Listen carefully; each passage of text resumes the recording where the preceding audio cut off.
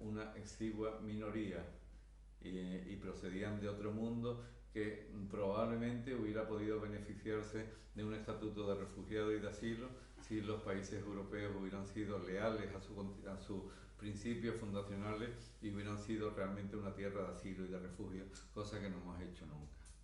¿Qué hizo España y qué hizo la Unión Europea? Primero, la Unión Europea convirtió a España en un gendarme frente a toda esa presión migratoria que venía del sur, que venía de África, que venía huyendo del ébola, que venía huyendo de las grandes hambrunas de los grandes lagos, que venía huyendo de tiranías implacables como la que sigue gobernando Senegal, de estados fallidos como Mauritania o Somalia, de países donde cada año había 200 muertos por motivos religiosos como Nigeria, uno de los países más prósperos de África, por cierto. Gente que venía huyendo del hambre, pero gente que venía huyendo también de la falta de expectativa y la falta de horizonte. Toda esta gente, que en su mayoría los mejores cerebros y los mejores cuerpos de esos países, llegan a orilla del estrecho y se encuentran con un muro infranqueable. El del Sistema Integrado de Vigilancia Exterior, el CIBE, una serie de sonares establecidos en la costa sur de España, el de las concertinas en las vallas de Ceuta y Melilla para que no saltaran, el de las fuerzas antidisturbios que hace 2 años provocaron la muerte de 19 personas en la playa del Tarajal en Ceuta, aunque el juzgado haya dado carpetazo de una forma innoble a esa muerte colectiva. Y se establecen una serie de barreras para intentar impedir que pasen, para intentar impedir que pase gente que probablemente nos hubiera enriquecido desde el punto de vista cultural, laboral, político, etcétera, y que desde luego cumplían todo el perfil necesario para haberle dado acogida con independencia de su condición de inmigración económica o de inmigración política o humanitaria. Este modelo, después de aquel farómetro famoso del CIS de 2006, lo exportamos a Canarias para intentar frenar los cayucos y lo exportamos a países como Marruecos, Mauritania, Senegal, para comprar la voluntad de sus gobernantes y exigirles que incumplieran los tratados, las declaraciones de derechos humanos con los que la Unión Europea estaba comprometida. Si la Unión Europea no podía vulnerar determinados estatus y convenios internacionales de derechos del menor, de derechos humanos, etcétera, etcétera, pero sí lo podía hacer Senegal a cambio de que el Frontex subvencionara a la gente que operaba en las playas como Thiaroye-sur-Mer, en las afueras de Dakar, de donde partían los cayucos. Tú subvencionabas 3 o 4 talleres o cooperativas en aquella zona y comprometías al gobierno de Senegal a que impidiera que zarparan los cayucos de aquella playa. Con Mauritania igual, y con Marruecos ni os cuento. Marruecos ha protagonizado redadas formidables contra los africanos, siguen haciéndolo, aparte de alcanzar acuerdos absolutamente increíbles como el que Driss Barry, que era el ministro del Interior de Marruecos en el año 1992, alcanzó con José Luis Corcuera, que conllevaba que cualquier marroquí que tocara tierra en la provincia de Cádiz era devuelto en 24 horas a su país de origen. En aquel momento, en el 1992, seguía reinando en Marruecos Hassan II, cuyas vulneraciones de derechos humanos eran clásicas. Esos marroquíes que eran expulsados de España sin asistencia letrada. Y estamos hablando de un gobierno socialista. Curiosamente no se regularizó esta cuestión hasta varios años más tarde, cuando ya gobernaba Aznar, que no se caracterizó especialmente por su amor a los derechos civiles. Pero durante varios años mucha gente que podría haberse acogido al Estatuto de Refugio o de Asilo no pudieron hacerlo porque eran devueltos inmediatamente sin ver a un abogado. Esto sigue ocurriendo hoy en día en las fronteras de Ceuta y de Melilla. Se ha establecido por presión comunitaria una especie de chiringuito en la frontera para que puedan acudir a ella los candidatos a refugio que puedan hacerlo, y hasta allí solamente llegan curiosamente sirios. No llegan los africanos que están en los alrededores procedentes en muchos casos de países que también cumplen objetivamente con los requisitos para que se puedan considerar asilados a los connacionales, a los compatriotas de esos países. ¿Por qué llegan solo sirios? Pues los sirios tienen dinero y pueden sobornar a la policía marroquí, a los mejandis marroquíes, para que les dejen llegar hasta este chiringuito establecido por la Unión Europea con cargo a la policía española en esas fronteras. El resto no lo hace, ni tiene posibilidad de hacerlo, ni tiene dinero para comprar esas voluntades y poder llegar hasta allí. El número de personas procedentes de países en guerra en África que han solicitado asilo en España es absolutamente ridículo. En todo esto estábamos, con toda la inmigración laboral, con todo esto, cuando nos sorprenden las primaveras árabes, hace ya 5 años en el norte de África. Durante los últimos 10 años estamos asistiendo a un proceso de cambio en las estrategias internacionales en el norte de África. De un lado, consolidamos a escala europea y a escala norteamericana la cooperación con Marruecos. Marruecos se consolida como un socio firme y aliado.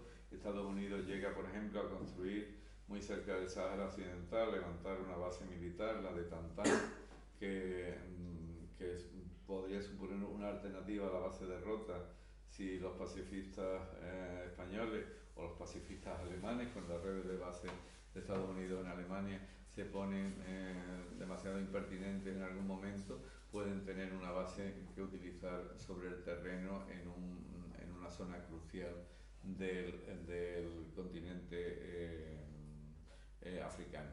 Eso que conlleva, por ejemplo, que olvidemos la causa de los saharauis. Si Marruecos es aliado para Europa y para Estados Unidos, que importan 200.000 saharauis pudriéndose en el desierto argelino desde 1976, absolutamente nada, que es lo que está ocurriendo y que está disolviendo buena parte de todo lo que fue el Polisario y la esperanza saharaui en esa zona. Claro, Marruecos se convierte en un aliado para combatir a Al-Qaeda del Magreb Islámico. Al-Qaeda del Magreb Islámico, que es una organización que surge a partir de Al-Qaeda, bueno, sabéis, supongo que estáis al corriente de que Al-Qaeda es una organización islamista que se levanta sobre las cenizas de lo que fue la resistencia afgana contra la Unión Soviética. Una resistencia que fue financiada por Estados Unidos a través no solo del Pentágono, sino a través de la CIA y de otras agencias, y cuyo interventor de fondo era Bin Laden.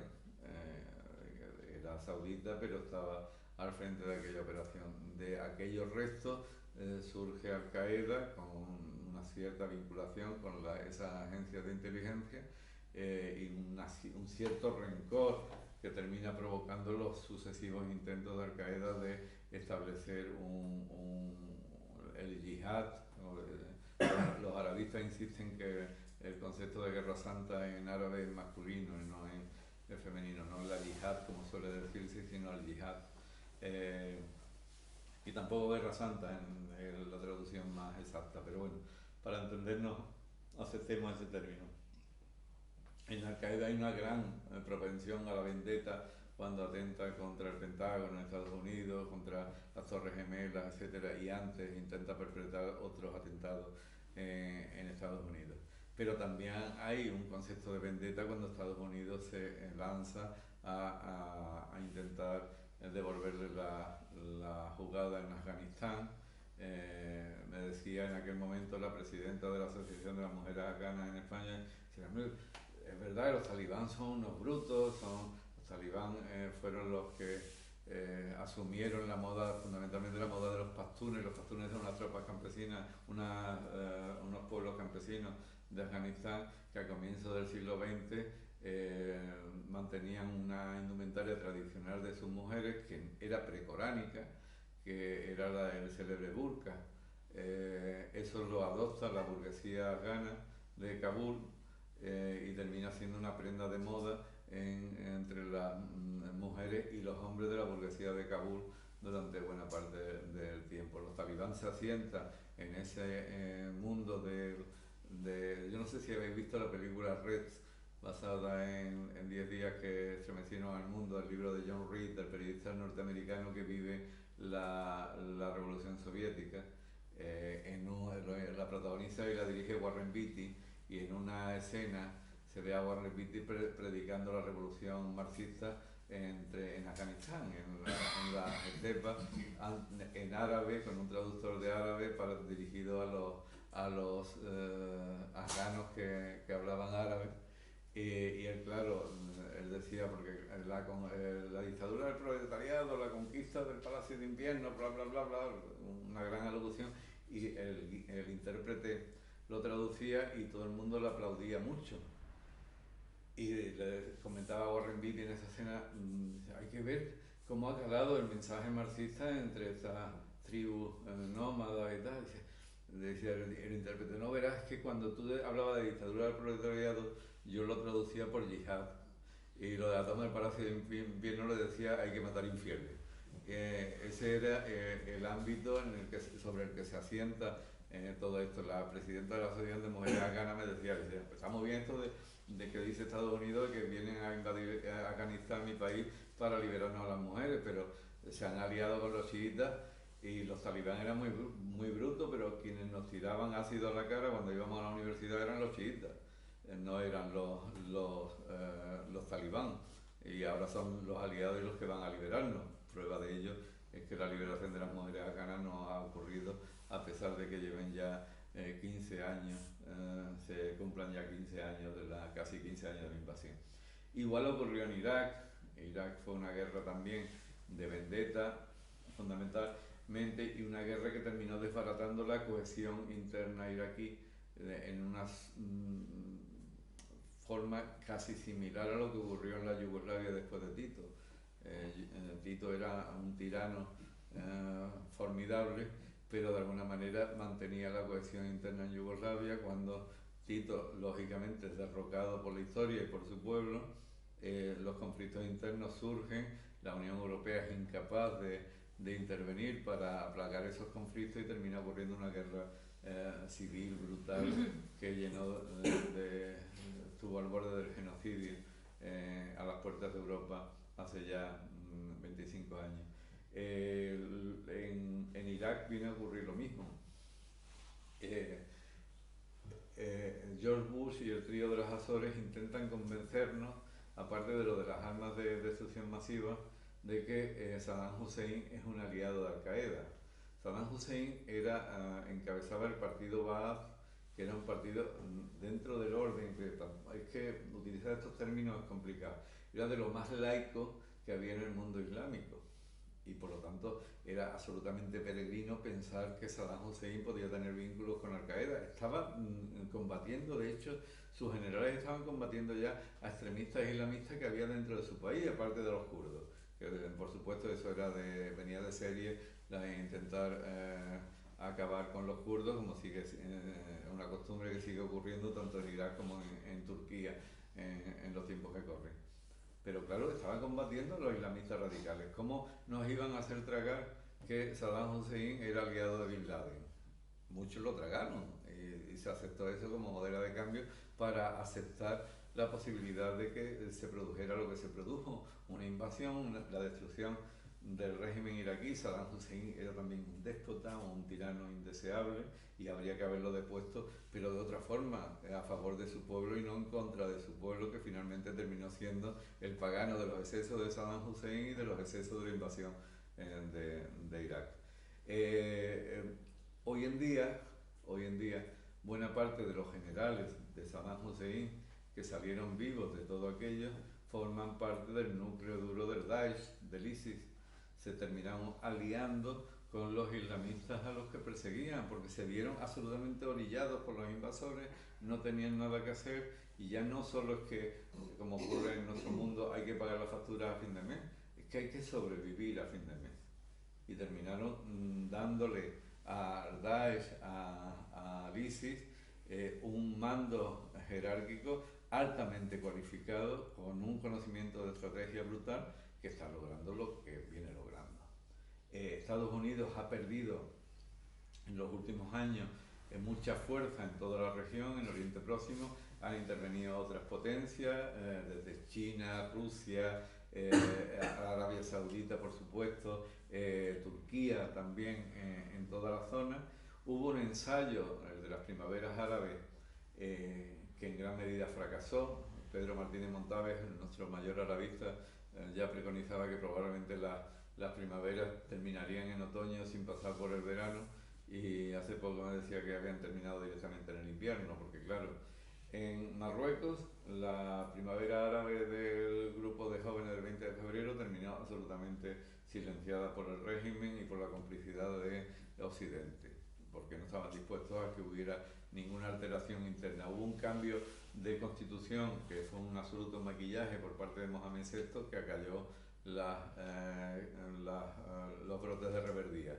En Argelia no se mueve nada desde la guerra civil que sobrevino en el 91, después de la interrupción de las elecciones municipales, en las que iban a ganar las elecciones generales el Frente Islámico de Salvación, el FIS, los integristas de la época, y desde Occidente, que estábamos exportando democracia a un país que venía de la corrupción comunista, pues de repente decidimos que la democracia está bien siempre y cuando voten lo que queramos, pero no cuando votan lo que ellos quieren. Entonces decidimos suspender las elecciones y entregamos a Argelia a una guerra civil que todavía dura, aunque sea una guerra silenciada. En Túnez probablemente es donde mejor prendió la primavera, el concepto de primavera árabe. ¿Por qué? Porque existía una cohesión de partidos políticos en la oposición al régimen tunecino, que ya estaban intentando construir un Estado alternativo a ese régimen. Estados Unidos, que también tuvo un papel importante al concentrar, eran famosas las cenas de los jueves en la embajada de Estados Unidos en Túnez, con la oposición y con los disidentes del régimen. Estados Unidos avaló aquella revolución y salió bien porque existía esa cohesión política. Aún, sin embargo, como bien sabéis, es uno de los países en donde más está atacando la violencia de corte yihadista. En Egipto también hubo una intervención de Estados Unidos favorable al cambio para intentar acabar con la dinastía republicana que venía gobernando Egipto desde la crisis del Canal de Suez, pero ahí fracasó porque no había una oposición interna al régimen cohesionada. Había grandes periodistas críticos, grandes intelectuales críticos con el régimen egipcio, pero la única oposición que había frente al régimen era la de los hermanos musulmanes, una corriente integrista también, que fue finalmente quien se hace con el gobierno y quien termina dando al traste la reforma occidentalizada del país y termina aproximándose a un esquema de gobierno islamista muy fuerte, que todavía es el que persiste. Hay otro caso absolutamente paradigmático, que es el de Libia. El coronel Gaddafi, yo creo que es uno de los líderes mundiales cuyos simpatizantes más han fluctuado a lo largo de su periodo de gobierno. Había aliados de Gaddafi en una época que se convertían en enemigos acérrimos de él en otra, y enemigos acérrimos que terminaban convirtiéndose en aliados. La misma España, que recibía en tiempo de Aznar un caballo blanco con la jaima de Gaddafi plantada en Sevilla o en Madrid, ve con buenos ojos que se derroque a Gaddafi. Italia, que le vendía armas, termina participando de la misma historia, Francia en la misma posición, etc. Y de repente nos metemos en un proceso de derrocamiento de Gaddafi, en donde ocurren cosas tan pintorescas como que Gaddafi reserva, porque había una división tribal de Libia muy potente, y la tribu a la que pertenecía Gaddafi controlaba la aviación libia. Por lo tanto, desde la gente de su tribu, Gaddafi bombardeaba emplazamientos civiles. Se intenta hacer una operación similar a la de Irak, pero con cuidado de que no desautorice Naciones Unidas esa misión. Había que impedir que Gaddafi siguiera bombardeando a esos emplazamientos civiles, pero la directiva de de la ONU, que permite la intervención aliada a través para establecer un pasillo aéreo para impedir ese bombardeo, sirve en realidad para que entren bombarderos europeos y norteamericanos a bombardear enclaves libios. Al final nos preguntábamos qué es mejor, que los libios se bombardeen a sí mismos o que nosotros bombardeemos a los libios. El caso es que siempre terminaban perdiendo la vida los mismos. En la operación terrestre de Libia el disparate es todavía mayor, porque en esa gran coalición que se crea para intentar derrocar a Gaddafi, no solamente intervienen libios enfrentados al coronel Gaddafi por cuestiones internas, sino también intervienen gente de Al Qaeda y antiguos agentes de la CIA que habían estado con estos activistas de Al Qaeda ya en Afganistán y que se conocían desde entonces y que de repente, después de casi 10 años de enfrentamiento, terminan volviendo a combatir en la misma trinchera frente a Gaddafi. Yo creo que tendrían que pasar muchos años para enterarnos realmente de qué ha ocurrido en Libia y por qué. Porque nadie puede explicarse, salvo alguna operación enloquecida por parte de algún estratega europeo, norteamericano o de países árabes, que aquello se llevara a cabo, que el linchamiento de Gaddafi tuviera lugar como tuvo, sin ningún tipo de juicio, y que hoy en día, si alguno de vosotros os preguntan qué pasa en Libia, nadie sepa a ciencia cierta qué pasa, nadie está informando de lo que está ocurriendo en Libia. Han desaparecido los medios de comunicación de Libia y todo lo que sabemos es por la gente que de alguna manera reporta informes parciales de lo que parece ser una catástrofe en toda regla. En el caso de Siria, revisten unas similares condiciones, circunstancias, pero distintas. Siria es un país mucho más cohesionado que Libia, es un país mucho más pobre que Libia. En tiempos bueno, y siguen siendo en gran medida la mano de obra barata del Líbano, un país mucho más pequeño pero con muchos más recursos económicos que vecino. También es deudor de Jordania en gran medida, aunque su ejército durante una larga etapa fue el ejército que defendía Líbano de otros agresores. ¿Quiénes son esos otros agresores? Fundamentalmente Irán e Israel. Irán en menor medida. Irán es más un agresor intelectual que un agresor físico. Israel sí. Israel tiene desde la declaración de Balfour en 1948 y todo el proceso de creación del Estado de Israel es una bolsa de penetración en una zona que en un avispero.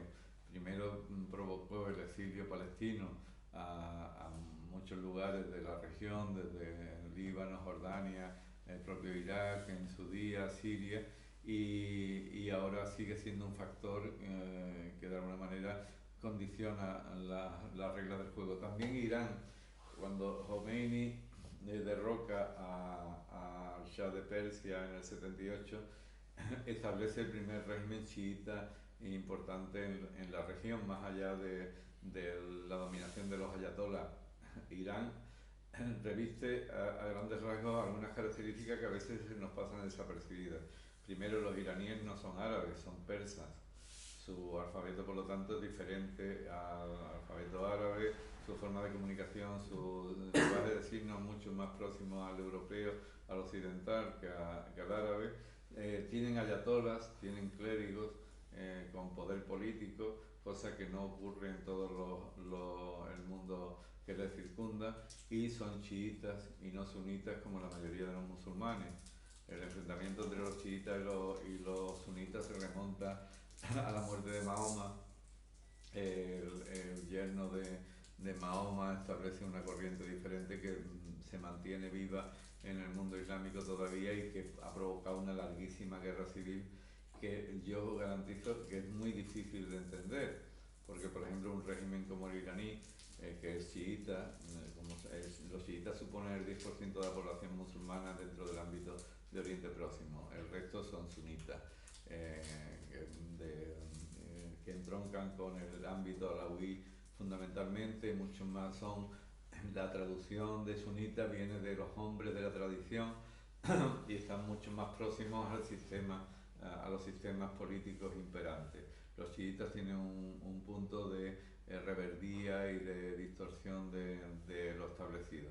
Pero eso no obsta, por ejemplo, a que un régimen chiita como Irán haya apoyado indistintamente a chiitas y a sunitas dependiendo del país donde los intereses de Irán les merecía la pena que afrontaran la defensa de uno o de otros intereses. Como dijo un diplomático británico hace mucho tiempo, el Reino Unido, Gran Bretaña no tiene ideología, tiene intereses.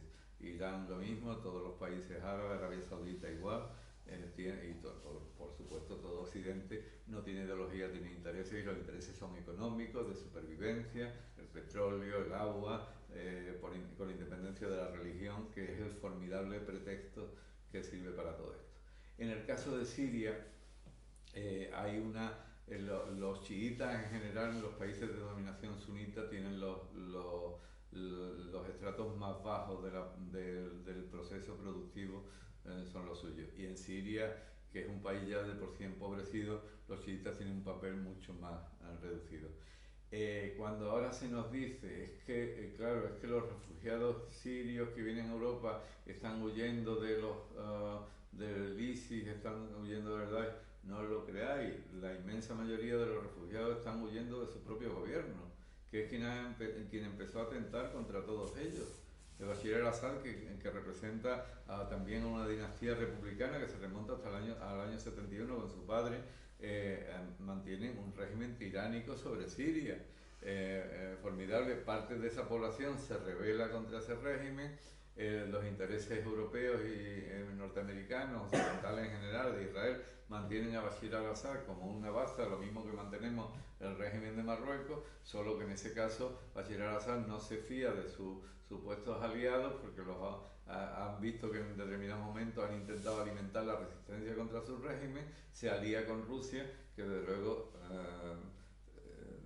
se vende al mejor postor de sus propios intereses, la Rusia de Putin, y establece, bueno, lo que estamos viendo, en plena tregua pactada a escala internacional, es el gobierno de Bashir al-Assad el que sigue bombardeando en hospitales y matando pediatras en ciudades tomadas por el ISIS, pero donde todavía subsiste una bolsa importante de población civil que en principio no tiene nada que ver ni con uno ni con otro.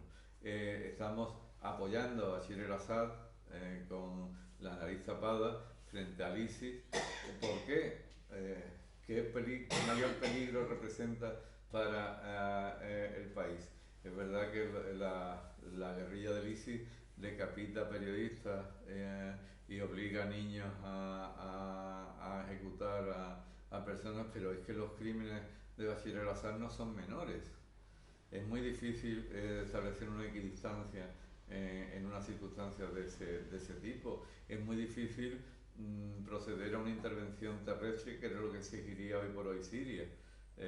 Una invasión terrestre tendría que ser comandada por los países árabes. Una intervención exterior lo único que haría sería empeorar todavía más la circunstancia. ¿Qué hacer con todo ello? Lo ignoro. No, como diría un clásico, no me pagan por eso. Pero el diagnóstico es el que os digo, es el que coinciden todas las agencias de inteligencia, todos los análisis que se están haciendo sobre la realidad. Que, por cierto, no conocemos, como en muchos otros casos, como antes ocurría por parte de los reporteros de guerra, de los enviados especiales, porque cada vez son menos, porque cada vez hay menos agencias internacionales de prensa que informan de estos conflictos, y nos tenemos que conformar con la versión que algunos nos dan de todo ello a través de las maniobras de empotramiento en los ejércitos que participan en el conflicto. Ir empotrado es una visión de las cosas, pero una visión sesgada. Muchos de los periodistas que han intentado ir por su cuenta a la zona de conflicto han acabado como nuestros 3 compatriotas secuestrados durante 10 meses y liberados felizmente hace unos días gracias al esfuerzo del CNI, al esfuerzo y al dinero del CNI y del gobierno turco. Esos refugiados que están viniendo, ¿de dónde vienen a Europa? Vienen de Siria, pero vienen también de Libia, por la isla de Lampedusa, la isla de Orlando, el Orlando Furioso clásico al sur de Sicilia, ha sido la gran plataforma de llegada durante los últimos 25 años, primero de inmigrantes irregulares, cuando el sistema integrado de vigilancia exterior en el estrecho impedía en muchos casos la llegada de pateras o de lanchas fuera borda a las costas andaluzas. Las mafias establecieron, las mafias tendríamos que dedicarle otro capítulo a ver de qué hablamos cuando hablamos de mafia. Otra vía alternativa que era a través de Libia, Lampedusa y Sicilia. Esa vía es la que utilizan muchos refugiados de Libia y de Siria para intentar llegar a Europa. Cuando se ha cerrado la frontera en Anatolia, cuando se ha llegado al acuerdo con Turquía, ha vuelto a ponerse en práctica la vía de Lampedusa para llegar a Europa. Allí ocurrió hace año y pico, hace muy poco, el célebre naufragio de Lampedusa que costó 800 muertos en un solo día. Fue en marzo de 2015. Eso fue lo que supuestamente alertó a todos los gobiernos europeos. Mariano Rajoy dijo aquello de ya hace falta ir a la política de los hechos y no a la de las palabras. Angela Merkel de repente se volvió hospitalaria con los refugiados, etc. Desde aquel naufragio de 800 muertos hasta hoy, los muertos que hemos logrado contar porque han emergido de las aguas a esta orilla del mundo son 3.500 y permanecemos absolutamente impasibles ante esa crisis humanitaria que la ACNUR ha definido como la mayor que existe hoy en día. Estamos hablando probablemente de 60 millones de desplazados en el mundo al día de hoy, de los cuales 20 tienen que ver con las crisis en Oriente Próximo, en la región, no solo Siria, que es una crisis formidable, no solo Libia, que también, estamos hablando de la crisis de Eritrea, estamos hablando de la crisis, por supuesto, de Afganistán, de Pakistán, muchos de los refugiados que vienen desde Sri Lanka, por no hablar, insisto, de las crisis africanas de las que nadie habla y que también interesan a millones de personas que intentan buscar un lugar de refugio en nuestro territorio. Hasta ahora, desde 2011, que es cuando se empieza el conflicto en Siria, el último de los grandes conflictos en Siria, las grandes zonas de acogida han sido fundamentalmente Jordania, Líbano, Turquía y algún otro país. Por ejemplo, Arabia Saudita y Qatar cerraron sus puertas, lo mismo que ha hecho ahora la Unión Europea.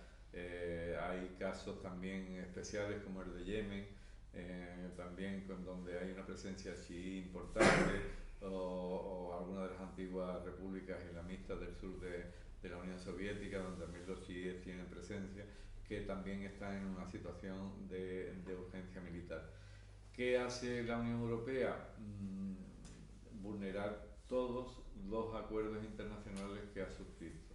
En los estatutos fundacionales de la Unión, en el célebre Tratado de Lisboa, en todos los, una de las claves para la creación de la Unión Europea es que sirva como territorio de asilo y de refugio, algo que vulneramos de una manera patente y paulatina. La cifra de refugiados que en principio la Unión Europea, después del naufragio de Lampedusa, se aceptó acoger, es infinitamente menor a la que viene acogiendo Jordania desde hace 5 años, o Turquía.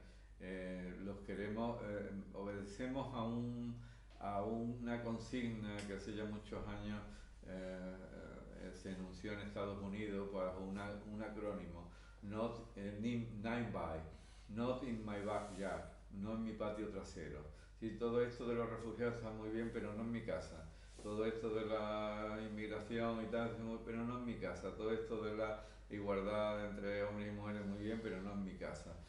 Nada que nos resulte molesto, nos parece muy bien en la distancia, pero no lo aceptamos en nuestro entorno inmediato. Y ese ha sido básicamente el comportamiento de la Unión Europea frente a este caso, que, como decía al principio de toda esta charla, se sigue comportando, como diría Santiago Roncagliolo, como un barrio pijo que no sabe que está rodeada de suburbios. Muchas gracias.